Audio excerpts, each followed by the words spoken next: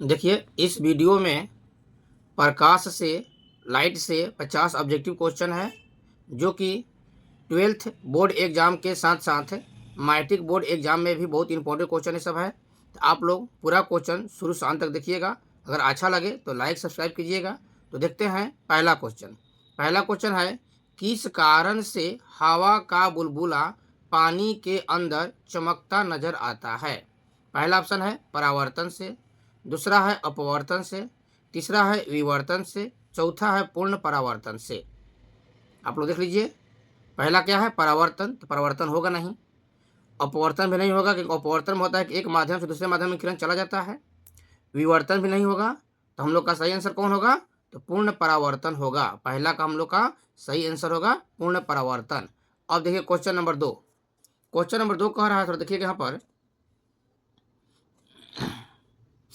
देखिए question number 2 कह रहा है हम लोग का कि जल और कांच के अपवर्तनांक क्रमशः 4/3 तथा 3/2 है। जल का कांच की अपेक्षा अपवर्तनांक होगा। ये बहुत इंपॉर्टेंट क्वेश्चन है। ये क्वेश्चन को 2 नंबरिया में पूछता है और 1 नंबरिया में पूछता है। जब 2 नंबर पूछे तो ऑप्शन नहीं देगा, 1 नंबरिया में ऑप्शन देगा। पहला ऑप्शन है 2, दूसरा ऑप्शन है 1/2, तीसरा ऑप्शन है 9/8 और चौथा ऑप्शन है 8/9। ये चारों ऑप्शन में कौन होगा? तो हम लोग का सही आंसर देखिए कौन होगा, इसको कैलकुलेशन करके हम बताते हैं। आप लोग देखिए इसको। चलिए, कह रहा हम लोग का कि जल का कांच की अपेक्षा अपवर्तनांक पूछ रहा है। यानी कि हम लोग को पूछ रहा है, म्यू का मान पूछ रहा है, अपवर्तनांक को म्यू से डिनोट करते हैं, और पूछ रहा है हम लोग का जी म्यू डब्ल्यू का मान पूछ रहा है। तो कैलकुलेशन करेंगे हम लोग, तो हो जाएगा हम लोग का mu W by mu g. Mu W का मान देखें यहाँ पर 4/3 दिया है। जहाँ म्यू डब्ल्यू लिखे हैं वहाँ लिख देंगे 4/3, और नीचे म्यू जी का मान दिया है हम लोग का 3/2, तो यहाँ 3/2 लिख देंगे। बुझा गया? अब आगे देखिए कैलकुलेशन, थोड़ा सा यहाँ देखिएगा। अब 4/3 जो है, तो उसको हम 4/3 कर लिए, आई इंटू 3/2 को हम लोग 2/3 कर लेंगे, यानी कि 8/9 हो जाएगा। तो 8/9 जो ऑप्शन होगा वो हम लोग का करेक्ट हो जाएगा। तो मिलाते हैं ऑप्शन कौन सही है। देख लिए, 8/9 हम लोग का डी ऑप्शन है, तो हम लोग का डी इसमें करेक्ट है, सही है। अब देखते हैं क्वेश्चन नंबर 3। देखिए क्वेश्चन नंबर 3 कह रहा है कि एक अवतल दर्पण की फोकस दूरी 20 सेंटीमीटर है। किसी वस्तु की 2 स्थितियों के बीच की दूरी जिन पर वस्तु के प्रतिबिंब का आकार दुगना होगा, वह क्या है? पहला ऑप्शन है 20 सेंटीमीटर, दूसरा है 50 सेंटीमीटर, तीसरा है 30 सेंटीमीटर, चौथा है 70 सेंटीमीटर। इसमें से कौन आंसर होगा? तो देखिए एफ कितना दिया है, तो एफ दिया है 20 सेंटीमीटर। तो एफ हम लोग कर लेते हैं। एफ का मान है 20 सेंटीमीटर और अवतल दर्पण है, तो एफ का मान माइनस में हो जाएगा। और एक कह रहा है दुगना। दुगना मतलब एम का मान दिया है, तो एम का मान हमारा दिया है +-2। तो एक बार प्लस लेकर चलेंगे, एक बार माइनस लेकर चलेंगे, और तो फिर दोनों के बीच की स्थिति हम लोग निकाल लेंगे। तो हम लोग देखिए, तो एम बराबर को चटा देते हैं कि एम बराबर फॉर्मूला होता है हम लोग का -v/u। ठीक है? तो एम का मान कितना दिया है? +2 पहले लेकर चलते हैं हम लोग, +2 लेकर चल दिए, तो -v/u। तो v इजिकल टू हो जाएगा -2u। और फॉर्मूला चलते हैं, 1/f is equal to 1/v minus 1/u। नहीं, दर्पण है ना वो, तो प्लस हो जाएगा। हम लोग का दर्पण है, यहाँ पर दर्पण है तो प्लस हो जाएगा। तो अब यहाँ हो जाएगा हम लोग का 1/-20, और 1/v की जगह क्या हो जाएगा? -2u, -2u प्लस 1/u हो गया। अब यहाँ देखिए, 1/-20, यहाँ पर 2u एलसीएम ले लेंगे, तो 2u से 2u कैंसिल हो जाएगा ना, यानी कि -1 और +2 हो जाएगा। देख लिया आप लोग यहाँ तक। अब यहाँ देखिए ऐसे, अब यहाँ देखिए, यहाँ हम लोग का हुआ था 1/-20, तो यहाँ कर दिए -1/20 इजिकल टू, यहाँ पर देखिए, यहाँ पर 1/2u हो जाएगा ना, तो 1/2u कर लेते हैं, 1/2u हो गया। अब ये 2 से ये 20 जो है 10 बार में कट जाएगा, यानी कि u इजिकल टू -10 आ जाएगा सेंटीमीटर। अब दूसरा स्थिति लेते हैं हम, m बराबर -2 लेकर चलते हैं, तो m बराबर फॉर्मूला होता है -v/u। तो यहाँ पर m का मान लेना हम लोग का -2 इजिकल टू -v/u, तो माइनस माइनस कैंसिल हो जाएगा, यानी कि v इजिकल टू 2u हो जाएगा। फिर फॉर्मूला लागू करेंगे 1/f is equal to 1/v plus 1/u। तो 1/f का वैल्यू जो है हम लोग का -20 और 1/2u और प्लस 1/u हो जाएगा। तो इसमें एलसीएम ले लेंगे हम लोग। देखिए यहाँ पर अब एलसीएम ले लेते हैं, थोड़ा लंबा क्वेश्चन जा रहा है ये। तो -1/20 इजिकल टू 2u एलसीएम हो जाएगा, और ऊपर हो जाएगा 1 + 2, यानी कि -1/20 इजिकल टू 3/2u हो जाएगा। तो 2u से कैंसिल हो जाएगा 10 बार में, तो u इजिकल टू हो जाएगा -30। देख लिया आप लोग। अब दोनों का बीच का अंतर पूछ रहा है, तो 30 में से 10 घटा देंगे, क्योंकि यहाँ मान 30 था और यहाँ पर देखिएगा यहाँ मान हम लोग को निकला था 10, और u का मान है, तो u का मान हमेशा नेगेटिव होता है, उससे मतलब नहीं है। तो 30 में से 10 घटाए कितना जाएगा हम लोग का 20, तो 20 सेंटीमीटर हम लोग का आंसर हो जाएगा। तो आप लोग पूरा आंसर सोल्यूशन तक देख लीजिए। यहाँ से ये कैलकुलेशन की है ना, आप लोग यहाँ से कैलकुलेशन देख लीजिए। ये सब हम लोग का कैलकुलेशन बनाए हैं, इसको आप लोग धीरे धीरे कैमरा हटा रहे हैं, आप लोग पूरा देख लीजिएगा शांति से, इसको कैलकुलेशन भी कर लीजिएगा। अगला लाइन देखिए आप लोग, ये अगला लाइन हम लोग का है। ये क्वेश्चन दोनों में आगे से पूरा हम बनाए हैं इसको। फिर तीसरा लाइन देखिए, आप लोग वीडियो रोक रोक कर पूरा अपना देख लीजिएगा, ठीक है। आंसर कौन होगा हम लोग का, आंसर हम लोग का 20 हो जाएगा, यानी कि इसका आंसर हम लोग का ए जो है वो करेक्ट है। तो ए पर हम लोग टिक लगा लेते हैं।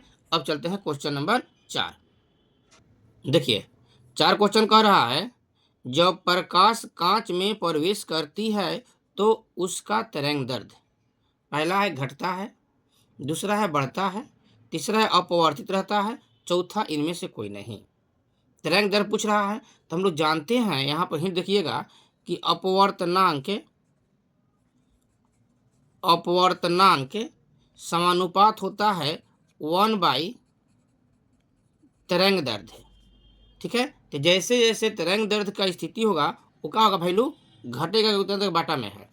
तो बाटा में जब भी मान होता है तो घटता है, यानी कि इसका आंसर हम लोग का घटता है हो जाएगा। पहला आंसर हम लोग का ये सही है। अब चलते हैं क्वेश्चन नंबर 5। तो 5 क्वेश्चन देख लीजिए। ऑप्टिकल फाइबर है, पहला है एक ट्रांसमिशन लाइन, दूसरा एक वेव लाइन, तीसरा है ट्रांसमिशन लाइन एवं वेव लाइन दोनों, चौथा इनमें से कोई नहीं है। तो ऑप्टिकल फाइबर जो है वो ट्रांसमिशन लाइन और वेव लाइन दोनों है, यानी कि इसका आंसर कौन होगा हम लोग का, इसका आंसर हम लोग का ये सी करेक्ट हो जाएगा। अब चलते हैं क्वेश्चन नंबर 6। देखिए 6 क्वेश्चन कह रहा है कि एक लेंस म्यू का मान दिया 1.5 की हवा में फोकस दूरी 20 सेंटीमीटर है। 1.5 अपवर्तनांक वाले माध्यम में उस लेंस की फोकस दूरी होगी। पहला ऑप्शन है 120 सेंटीमीटर, दूसरा है 40 सेंटीमीटर, तीसरा है 10 सेंटीमीटर, चौथा है इन्फिनिटी। ये ध्यान रखिएगा, जितना लेंस का अपवर्तनांक है उतना ही उस माध्यम का अपवर्तनांक है, यानी कि जब दोनों सेम होता है तो वो इन्फिनिटी हो जाता है। इसमें कुछ कैलकुलेशन नहीं करना है, इन्फिनिटी पर टिक लगा देना है, बुझा गया ना। कब, जब लेंस का अपवर्तनांक और जो माध्यम में डुबा रहे हैं उसका अपवर्तनांक दोनों का मान सेम होगा तब, ठीक है। क्वेश्चन हो गया हम लोग का। अब चलते हैं 7 नंबर क्वेश्चन। देखिए क्वेश्चन में 7 कह रहा है कि एक उभय उत्तल लेंस के पदार्थ का अपवर्तनांक 1.5 है। इसकी फोकस दूरी का मान क्या होगा यदि इसके प्रत्येक तल को करता त्रिज्या 20 सेंटीमीटर है, यानी कि दोनों R1 R2 दोनों 20 सेंटीमीटर है और अपवर्तनांक दिया 1.5। पहला ऑप्शन है 60 सेंटीमीटर, दूसरा है 40 सेंटीमीटर, तीसरा है 20 सेंटीमीटर, चौथा है 10 सेंटीमीटर, ठीक है। तो पूछ रहा है कि हम लोग का फोकस दूरी, तो ये लेंस मेकर सूत्र हम लोग पढ़ाए हैं कि 1/f is equal to mu -1 into 1/R1 - 1/R2 होता है फॉर्मूला। इसी फॉर्मूला पर हम लोग कब बनेगा, तो यहाँ पर देखिए म्यू का मान दिया है 1.5 - 1 हो जाएगा, यहाँ पर 1/R1, तो पहला मान कितना है 20 सेंटीमीटर, तो कर देंगे हम लोग 20 सेंटीमीटर, और -1/R2, तो R2 का मान माइनस में होता है तो -20 सेंटीमीटर हो जाएगा। अब इसी को कैलकुलेशन कर देना है, जो आएगा आंसर हो जाएगा। हम कर दें, ठीक है। देखिए तो यहाँ पर देखिएगा, यहाँ पर हो जाएगा 0.5, यहाँ 20 एलसीएम ले लेंगे तो ऊपर 1 आप प्लस माइनस माइनस प्लस हो जाएगा 1, यानी कि 0.5 इंटू 2/20 हो जाएगा। तो यहाँ पर पॉइंट हटा देंगे तो 5 दूनी 10 हो गया, 2 से 2 कैंसिल हो जाएगा, यानी कि हम लोग का 1/f इजिकल टू 1/20 हो जाएगा। तो ए फिजिकल टू कितना हो जाएगा 20 सेंटीमीटर करेक्ट आंसर हो जाएगा। आप लोग पूरा शुरू से अंत तक देख लीजिए इसको। हो गया, तो हम लोग का ये 20 सेंटीमीटर जो है वो आंसर हम लोग का सही है। तो हम लोग आंसर हमारे कौन सी, यानी कि हम लोग का ये सी नंबर आंसर जो है वो करेक्ट है। अब चलते हैं क्वेश्चन नंबर 8। देखिए 8 क्वेश्चन कह रहा है कि एक लेंस के दोनों सतहों की वक्रता त्रिज्या r समान है, यानी कि R1 का मान भी r है, R2 का मान भी r है, तथा लेंस के माध्यम का अपवर्तनांक 1.5 है, तो इस लेंस की फोकस दूरी होगी। इन क्वेश्चन हम लोग का है 8 नंबर। इसका आंसर देखिए दोनों समान है। इसको भी चलते हैं हम लोग लेंस मेकअप फॉर्मूला पर 1/f = μ-1 इंटू 1/r1 - 1/r2, इसी फॉर्मूला पर हम लोग लेकर चलेंगे। अब यहाँ म्यू का मान दिया है कितना हम लोग का 1.5 - 1, यहाँ भी 1/r, यहाँ माइनस है और r का मान भी माइनस होता है, तो माइनस माइनस प्लस हो जाएगा, 1/r कर देंगे। ठीक है, अब आगे देखिए,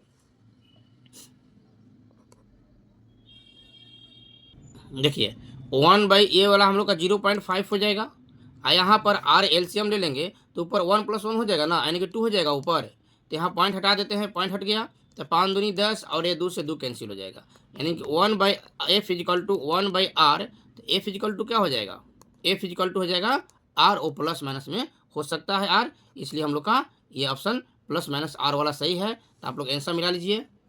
इसमें हम लोग का आंसर जो है कौन सही होगा, तो पहला हम लोग का ए नंबर आंसर ये करेक्ट है। अब देखिए क्वेश्चन नंबर 9। चलिए 9 देखिए क्वेश्चन, शीशे का एक द्विउत्तल लेंस जिसका अपवर्तनांक μ1 है, एक माध्यम जिसका अपवर्तनांक μ2 है में डाल दिया जाता है, यानी कि μ1 अपवर्तनांक वाले सतह को लेंस को μ2 अपवर्तनांक में डाल देता है। अब यदि प्रकाश की समानांतर किरणें लेंस से अपसृत होकर निकले तो क्या कंडीशन होगा। पहला कह रहा है μ1 का मान जो है μ2 से बड़ा होगा, दूसरा है μ1 का मान जो है μ2 से छोटा होगा, तीसरा है μ1 का मान μ2 का मान के बराबर होगा, चौथा है μ1 का मान जो है वो 1/μ2 के बराबर होगा। यहाँ कह रहा है, देखिएगा ध्यान से आंसर पर, कि जो लेंस है उसका अपवर्तनांक दिया है μ1, आज जिसमें डाल रहा है उसका अपवर्तनांक है μ2, और किरण समानांतर निकलता है, तो समानांतर जब किरण निकलता है तो उस समय μ1 का मान जो है μ2 से कम होता है, यानी कि μ1 का मान μ2 से कम, यानी बी हमारे हम लोग का ये करेक्ट सही है। अब क्वेश्चन देखते हैं 10। देखिए 10 क्वेश्चन का रहा है, एक उत्तल लेंस ऐसे पदार्थ का बना है जिसका अपवर्तनांक 1.5 है, इस लेंस को यदि पानी में डुबाता है जिसका अपवर्तनांक 1.33 है में डाल दिया जाता है, तो लेंस किसके समान व्यवहार करेगा। पहला है अभिसारी लेंस, दूसरा है अपसारी लेंस, तीसरा है प्रिज्म, चौथा है अपसारी दर्पण। इसका ट्रिक बता देते हैं। तो ट्रिक हम लोग का है कि पहला मान है कितना 1.5, किस में डाल रहा है 1.33 में, तो क्या करेंगे कि 1.5 में से 1.33 माइनस कर देंगे, ये कितना आ जाएगा 0.17, वो भी प्लस में।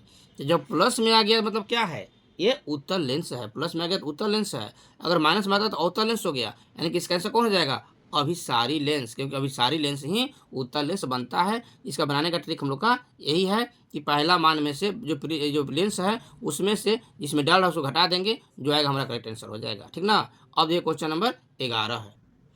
देखिए 11 क्वेश्चन कह रहा है कि एक उत्तल लेंस म्यू का मान दिया 1.5 को पानी में डुबाता है, 1.33 में डुबाया जाता है, तो उसकी क्षमता क्या होगी।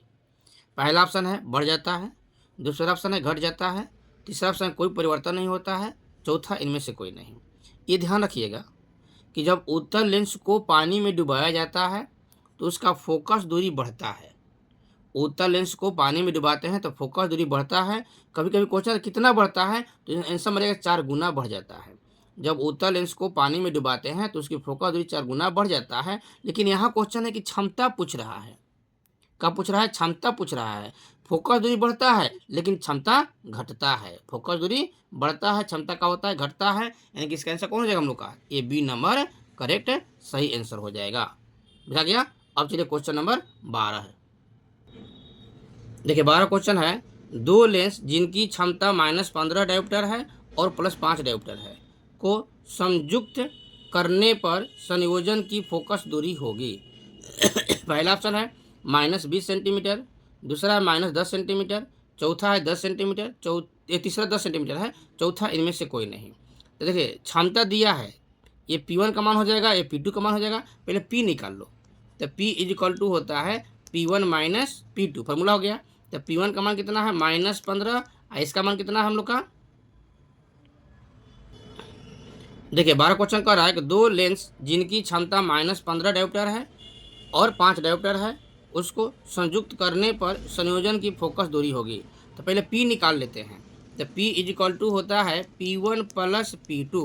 तो P का मान हो जाएगा -15 और +5, यानी कि हो जाएगा हम लोग का -10। ये P का मान हो गया। और निकालना है फोकस दूरी, तो हम लोग का होता है F is equal to 100/P, centimetre में दिया है इसलिए। तो 100 और P का मान हो गया -10, तो कैसे कितना हो जाएगा -10 सेंटीमीटर हो जाएगा, यानी कि -10 वाला जो है वो हम लोग का ऑप्शन सही है। इसका ऑप्शन हम लोग का बी नंबर सही हो जाएगा। अब देखिए क्वेश्चन नंबर 13 है। 13 क्वेश्चन कह रहा है कि जब श्वेत प्रकाश की किरण लेंस में प्रवेश करती है तो किसमें परिवर्तन होता है। श्वेत प्रकाश की किरण लेंस में प्रवेश करती है तो किसमें परिवर्तन होता है। पहला दिया है वेग और तरंग दैर्ध्य दोनों में, दूसरा दिया है तरंग दैर्ध्य में, तीसरा वेग में और चौथा आवृत्ति में। तो हम लोग का जब श्वेत प्रकाश की किरण जो है लेंस में प्रवेश करती है तो वेग और तरंग दैर्ध्य दोनों में परिवर्तन होता है, यानी कि इसका आंसर हम लोग का ये ए नंबर करेक्ट सही, इसको रट जाइएगा। अब देखिए क्वेश्चन नंबर 14 है। देखिए 14 क्वेश्चन कह रहा है कि 2 डायोप्टर और -3.5 डायोप्टर के दो लेंस संपर्क में रखे गए हैं, तो संयोजन की क्षमता पूछता है। ऐसा क्वेश्चन पहले बता चुके हैं।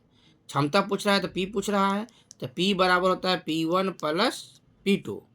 अब P1 का मान दिया है 2 और P2 का मान दिया है -3.5, तो ये घट के हो जाएगा -1.5, यानी कि -1.5 वाला हम लोग का करेक्ट आंसर सही हो जाएगा। यानी कि आंसर हमें कौन सही है, देखिए आप लोग, आंसर हम लोग का बी ये करेक्ट सही है। अब चलते हैं क्वेश्चन नंबर 15 है।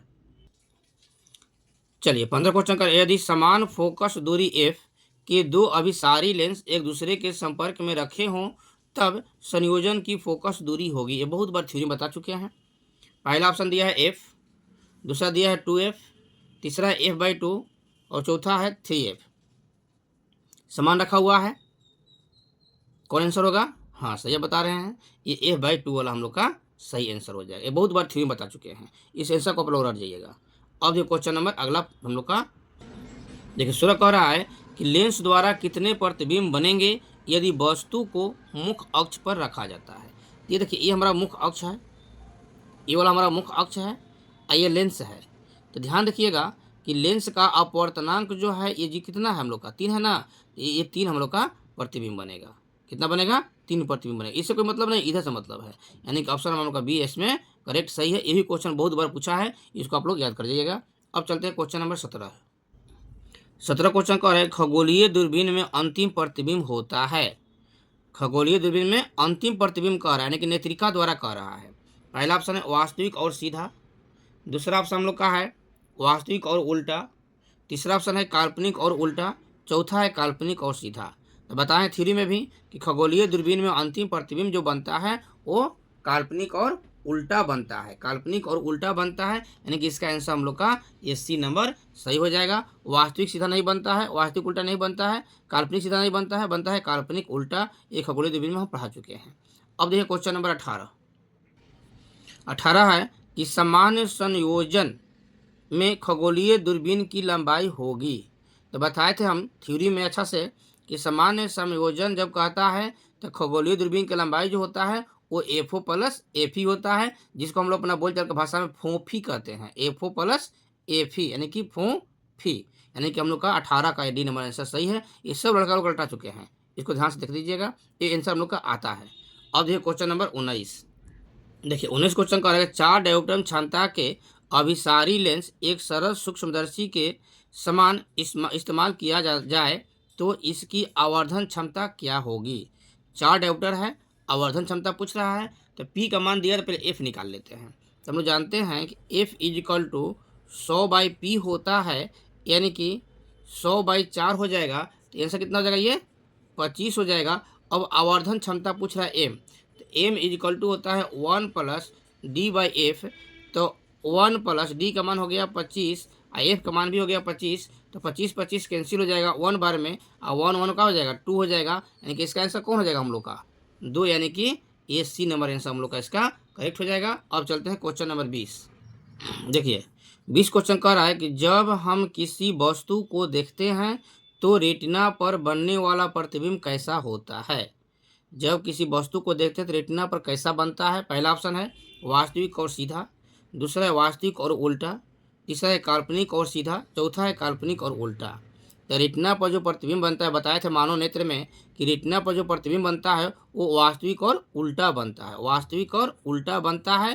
तो ये यहाँ क्वेश्चन आता है कि वास्तविक उल्टा बनता है, सीधा हम लोग क्यों देखते हैं। तो रेटिना में रड और छड़ और शंकु होता है, छड़ और शंकु के कारण क्या होता है, प्रतिबिंब सीधा हो जाता है, लेकिन बनता है वास्तविक और उल्टा, याद रखिएगा आप लोग। अब क्वेश्चन में देखिए 21, विभिन्न तौलों में कर्निया की वक्रता से जो दृष्टि दोष होता है उसे कहते हैं।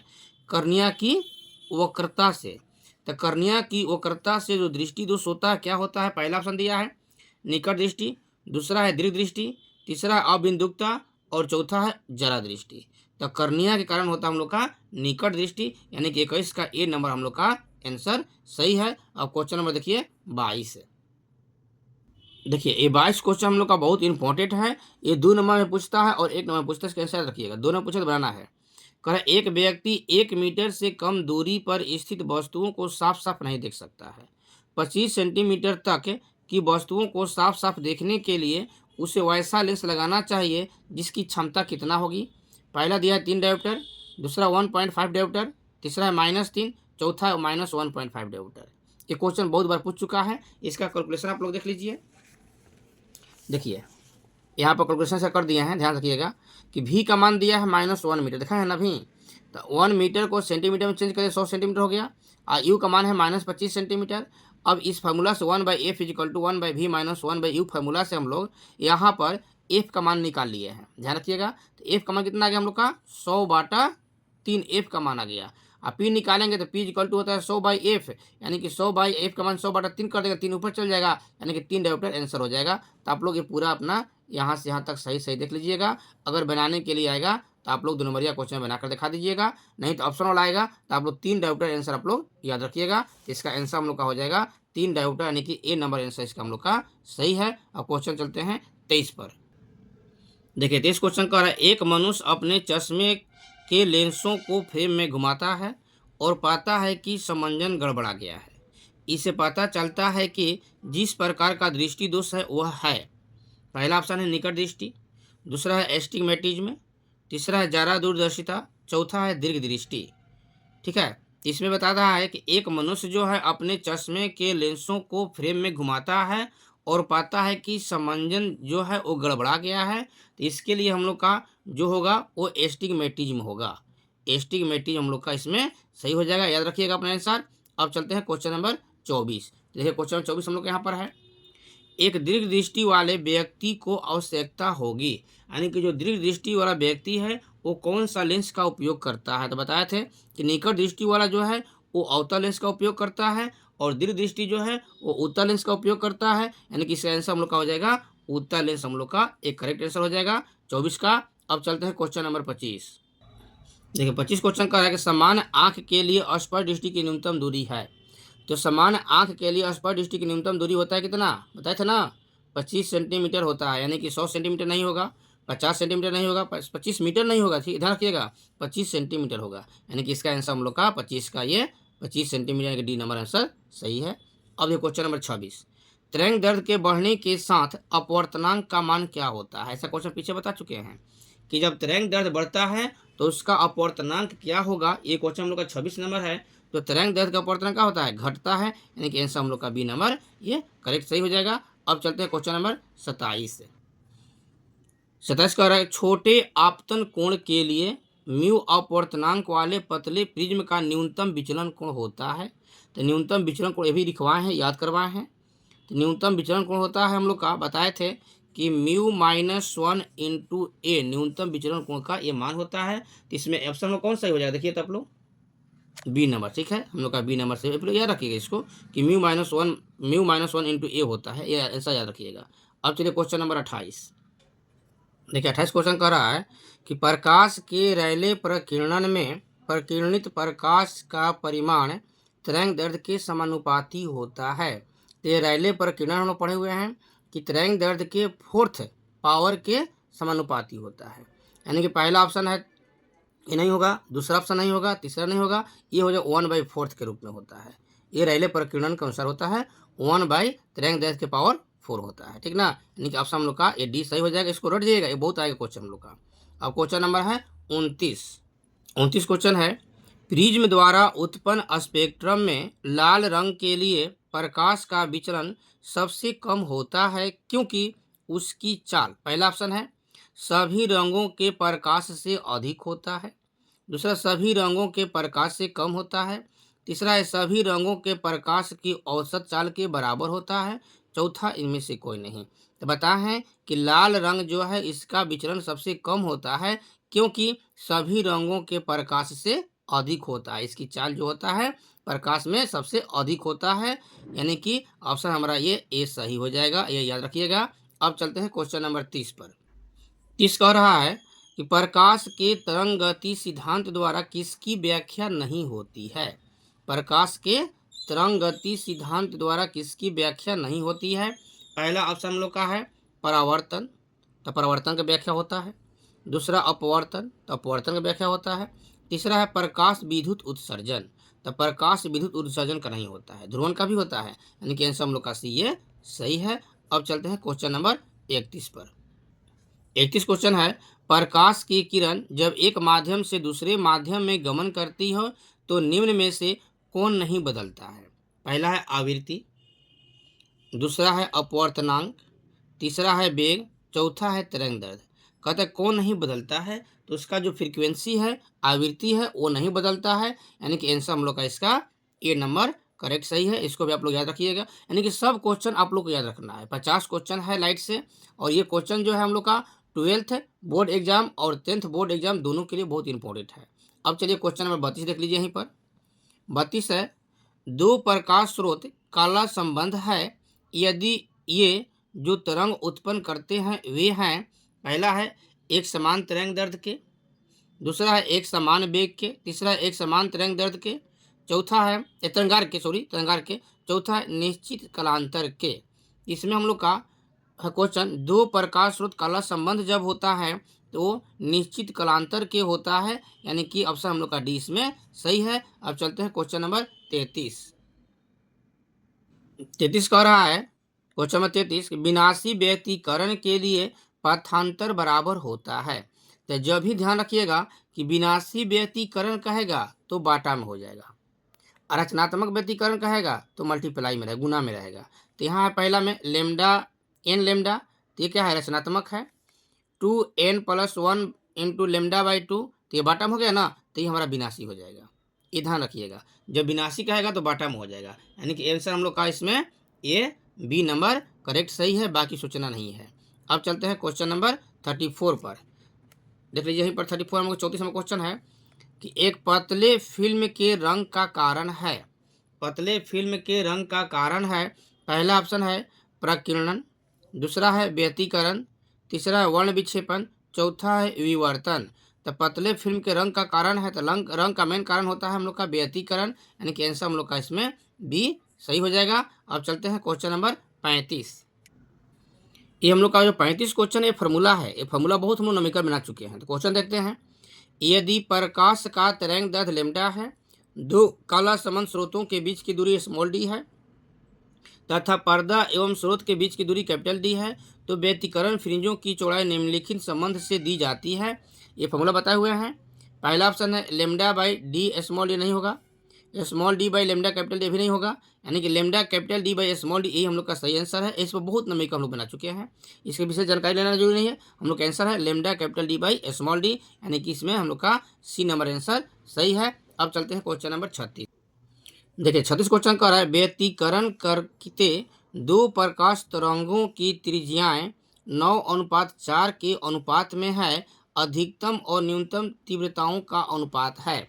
ये क्वेश्चन बहुत बार हम याद करवाए हैं, इसका लॉन्ग थ्योरी में ही बता चुके हैं कि इसका आंसर होता है 25:1, यानी कि 25:1 वाला हम लोग का आंसर इसका सही हो जाएगा, यानी कि आंसर इसका हम लोग का ए नंबर सही हो जाएगा। एक क्वेश्चन बहुत रटवा दिए हैं कि 9:4 कहेगा तो उसका आंसर होगा 25:1, इसका आंसर को आप लोग रट जाइएगा।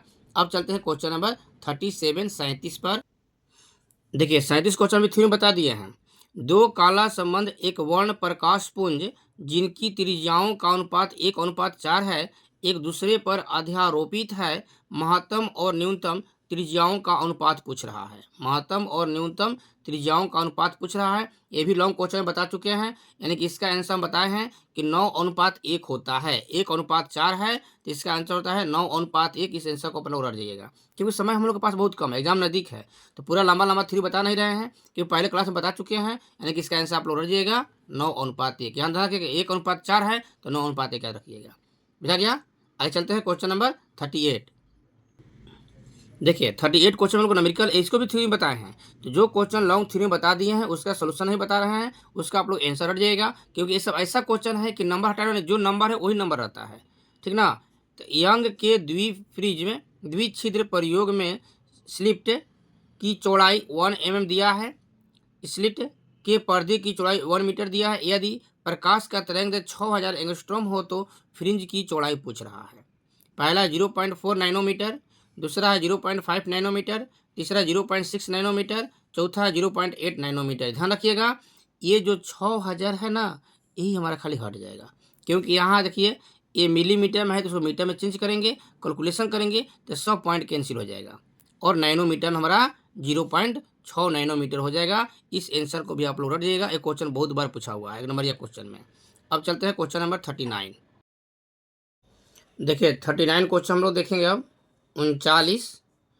जब प्रकाश की किरण एक माध्यम से दूसरे माध्यम में जाती है तब उसके मुड़ने की क्रिया को कहते हैं।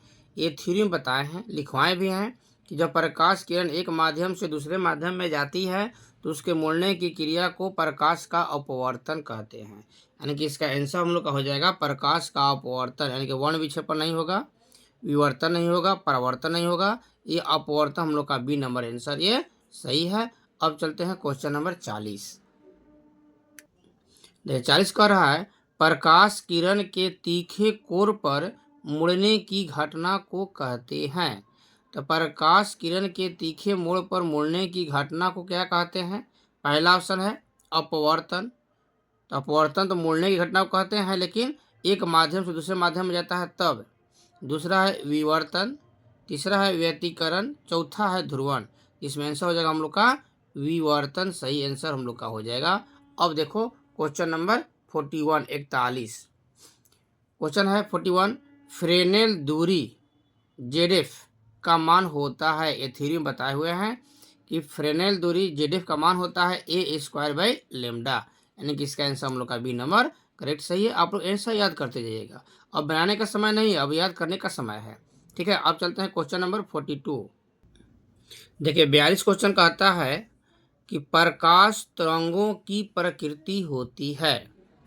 प्रकाश तरंगों की प्रकृति होती है। पहला है अनुदैर्ध्य, दूसरा है अनुप्रस्थ, तीसरा है ए और बी दोनों, चौथा इनमें से कोई नहीं। तो याद रखिएगा कि प्रकाश तरंगों की प्रकृति जब कहता है तो प्रकाश तरंगों की प्रकृति जो होती है वो अनुप्रस्थ होती है, और ध्वनि तरंग कहेगा तो अनुदैर्ध्य मार देना, ठीक ना। तो प्रकाश तरंग का क्या करना है, प्रकाश तरंग के लिए अनुप्रस्थ हो जाएगा, और ध्वनि तरंग जब कहेगा तो अनुदैर्ध्य कर देना, ठीक है। अब देखिए क्वेश्चन नंबर 43 कह रहा है कि प्रकाश की अनुप्रस्थ तरंग प्रकृति पुष्टि करता है। प्रकाश की अनुप्रस्थ तरंग प्रकृति की पुष्टि करता है। पहला व्यतिकरण, दूसरा है परावर्तन, तीसरा है ध्रुवण, चौथा है वर्ण विक्षेपण। तो हम लोग का प्रकाश के अनुप्रस्थ तरंग प्रकृति की पुष्टि करता है, हम लोग का आंसर हो जाएगा ध्रुवण। ध्रुवण पर आप लोग टिक लगा लीजिए। अब क्वेश्चन हम लोग का है 44 क्वेश्चन हम लोग थ्योरी में पढ़े हुए हैं, इसको सिद्ध भी किए हुए हैं। ब्रूस्टर का नियम है, तो ब्रूस्टर का नियम होता है बताए हैं कि μ = tan IP। μ = tan IP Brewster का नियम सिद्ध करने के लिए आता है। आप लोग ध्यान रखिएगा थ्योरी में ब्रूस्टर का नियम सिद्ध करने के लिए आता है, आप लोग इसको भी देख लीजिएगा। 2 नंबर में आएगा, यहाँ पर पूछा है ब्रूस्टर का नियम क्या है, तो mu is equal to tan IP, यानी कि सी नंबर आंसर हम लोग का ये करेक्ट सही है। अब चलते हैं 45 क्वेश्चन पर। देखिए 45 में क्वेश्चन कह रहा है कि 3 लेंस जिनकी फोकस दूरी 15 सेंटीमीटर, -25 सेंटीमीटर और 45 सेंटीमीटर है, एक दूसरे से सटाकर रखे गए हैं। इस संयोजन की फोकस दूरी का मान लगभग में बताना है। तो हम लोग जानते हैं कि 1/f इज इक्वल टू हो जाएगा 1/f1 plus 1/f2 plus 1/f3। तो 1/f1 का मान है 15 है, यहाँ माइनस है तो प्लस माइनस मिलकर माइनस हो जाएगा। 1/25 प्लस 1/45 हो जाएगा, तो इसका एलसीएम हो जाएगा हम लोग का 225। 15, 25 और 45 का एलसीएम हो जाएगा 225।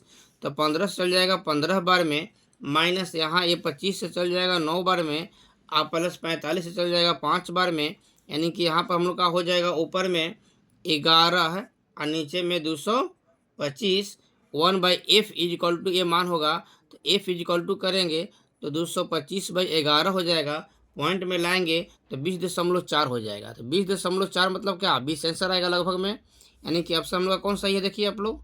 तो हम लोग का सी नंबर आंसर इसका सही है। आप लोग पूरा देख लीजिएगा। यहाँ पर जो ये मान दिया हुआ है 15 सेंटीमीटर, -25 सेंटीमीटर और 45 सेंटीमीटर, मान को कम बेसी भी कर देता है, इसलिए बनाने का प्रोसेस आप लोग देख लीजिएगा। इस क्वेश्चन को 2 नंबरिया में भी पूछता है। अब चलिए क्वेश्चन नंबर 46। 46 कह रहा है, क्वेश्चन नंबर 46 कह रहा है कि एक संयुक्त सूक्ष्मदर्शी में केवल अभिदृश्यक द्वारा किसी वस्तु से बना प्रतिबिंब होता है। संयुक्त सूक्ष्मदर्शी में कह रहा है, वो भी कह रहा है अभिदृश्यक द्वारा। तो संयुक्त सूक्ष्मदर्शी में अभिदृश्यक द्वारा कैसा बनता है, पहला ऑप्शन दिया है काल्पनिक सीधा और आवर्धित, ये नहीं होगा। दूसरा वास्तविक सीधा और आवर्धित, ये भी नहीं होगा। तीसरा है काल्पनिक उल्टा और छोटा, ये भी नहीं होगा। चौथा है वास्तविक उल्टा और आवर्धित। तो संयुक्त सूक्ष्मदर्शी में वास्तविक उल्टा और आवर्धित बनता है, यानी कि आंसर हम लोग का हो जाएगा ये डी नंबर। इसको आप लोग 100% रट जाइएगा। ऐसा क्वेश्चन जरूर एगो पूछेगा, सूक्ष्मदर्शी से या दूरबीन से एक क्वेश्चन जरूर पूछेगा, इसलिए सूक्ष्मदर्शी और दूरबीन से समय जो भी क्वेश्चन है उसको आप लोग रट जाइएगा। अब क्वेश्चन में देखते हैं 47। देखिए कह रहा है क्वेश्चन नंबर 47, किसी खगोलीय दूरबीन में लेंसों की क्षमता दिया है 0.5 डायोप्टर और 20 डायोप्टर दिया है, उसका आवर्धन क्षमता पूछ रहा है। तो हम लोग जानते हैं कि m इज इक्वल टू होता है FO/FE। तो FO का मान दिया हम लोग का ये 20 और FE का मान दिया है 0.5। तो 0.5 को हटाएंगे तो ऊपर 0 हो जाएगा, पॉइंट कैंसिल हो जाएगा। ये 5 से कब बन जाएगा 40 बार में, यानी कि हम लोग का ये 40 आंसर सही हो जाएगा। यानी कि इसमें आंसर पहला दिया है 50 नहीं होगा, ये 10 नहीं होगा, 100 नहीं होगा, हम लोग का ये डी नंबर आंसर ये करेक्ट सही है। अब चलते हैं 48 पर। देखिए 48 कहता है किसी दूरदर्शक की आवर्धन क्षमता दिया है 20, आवर्धन क्षमता दिया है 20 और उसके वस्तु लेंस और नेत्र लेंस के बीच की दूरी दिया है 42। तो वस्तु लेंस और नेत्र लेंस की फोकस दूरी पूछ रहा है।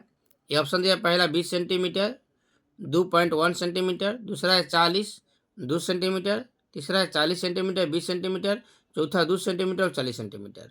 देखिए इसका कैलकुलेशन आप लोग को दिखा रहे हैं। क्वेश्चन आप लोग देख लिए। आवर्धन क्षमता मतलब m का मान दिया है, आवर्धन क्षमता मतलब m का मान दिया है 20 और वस्तु लेंस और नेत्र लेंस के बीच की जो दूरी दिया है वो l का मान दिया है, l का मान दिया है 42। ठीक है, अब यहाँ कैलकुलेशन देखिए। देखिए हम लोग जानते हैं कि l बराबर होता है FO प्लस FE।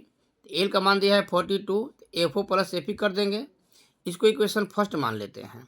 फिर m बराबर होता है FO/FE, m का मान दिया है हम लोग का 20, FO/FE कर लेंगे, तो यहाँ पर FO निकालेंगे तो 20 FE हो जाएगा। अब ये जो 20 FE जो है उस समीकरण 1 में पुट कर देंगे, समीकरण 1 से चले हैं ना 42 FO प्लस FE, तो FO का जगह 20 FE भर देंगे तो 20 1 21 हो जाएगा, यानी कि FE बराबर 20/21 हो जाएगा ना, यानी कि 2 हो जाएगा FE और FO निकालेंगे तो 20 × 2 हो जाएगा, यानी कि 40 हो जाएगा। देखो 40 और एगो 20 याद रखिएगा। तो हम लोग का 40 और 20 यानी कि बी नंबर आंसर हम लोग का सही हो जाएगा।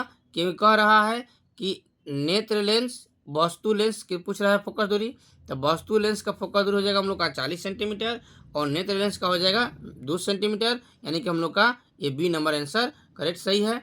अब चलते हैं क्वेश्चन नंबर 49।